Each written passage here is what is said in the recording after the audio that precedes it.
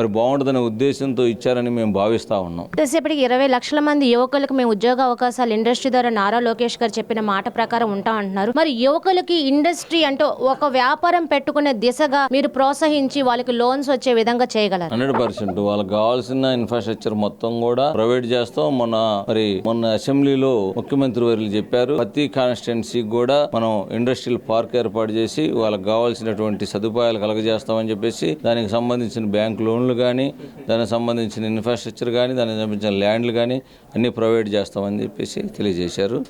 ఆ విధంగా మేమందరం కూడా ఆ పరంపరలు నడుస్తామని చెప్పేసి తెలియజేస్తాం. రేగుల ప్రభాకర్ గారు అంటేనే డాక్టర్స్ ఎక్కువ పరిచయం, ఎక్కువగా మెడికల్ ఏజెన్సీ సంబంధించి మెడికల్ సంబంధించి అన్నిట్లో ఎక్కువగా మీరు వ్యాపారం కూడా. దీనికి సంబంధించి ప్రత్యేకంగా ఏదన్నా ఇండస్ట్రీ కానీ ఇంకేదన్నా ప్రత్యేక బిజినెస్ కానీ ఏర్పాటు చేసే విధంగా ఉంది. మా కోసం కాదు, ఇండస్ట్రీస్ని డెవలప్ చేయాలి. ప్రతి చోట కూడా వ్యాపారస్తుల్ని ఆర్థికంగా